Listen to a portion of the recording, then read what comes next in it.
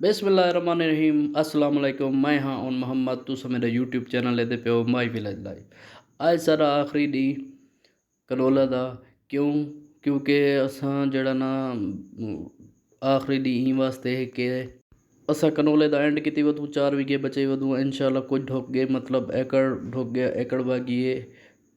कोशिश की पे जल्द अज जल्द असा हिकू गाह गिनूँ क्योंकि बादल ज़्यादा बड़े वधन जी वजह तू टेंशन है। अल्लाह ताला सारे ते रहम करे क्योंकि हर की कोशिश की पे पक्के फसल असा जल्द अज जल्द हिकू गाह गिनूँ ते क्योंकि खर्चे तुसा जान दो अज दा दौर जड़ा है ना बहु नाजुक दौर है क्योंकि खर्चे बहु हैं।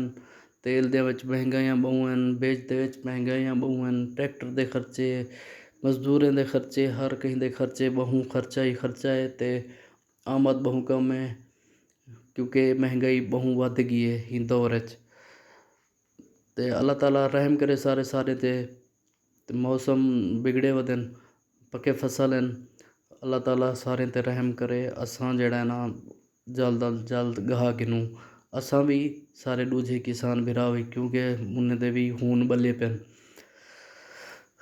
ते असा कुछ हुण जी एवरेज निकती है असा टोटल एवरेज कढ़ते क्योंकि साढ़े 4 वीघे अन बची है असा टोटल का अंदाज़ा ला ते सारी एवरेज कट ते 8 मन फी बीघा जड़ा ना दिते क्योंकि फंगस ज़्यादा होने ते क्योंकि अस तो पिछले विलाग दसिया से फंगस ज़्यादा होने की वजह तो ही फिर ही कनोले दा बरीक थी गया, कनोले दा बिज बरीक थी गए जिनी वजह तो वजन होने का बहु काफ़ी कम थी गई। फंगस वो होंगी है जड़ा ना पौधे को सुका देंदी है वक्त आवन को पहले जिन वजह तू कनोला कमज़ोर थी गए। तुसा दे पर बिज ये जड़ा निकलता पे बहु ही कमज़ोर बिज थी गए। वल भी असा अल्लाह ताला दा शुक्र अदा करे सो 8 मन बहु हैं सारे वास्ते क्योंकि पहले तुसा जड़ा औसतान ध्यान 12 तो 13 मन के दरम्यान अच्छी औसत होंगी। 8 मन अल्लाह का शुक्र है बहु है।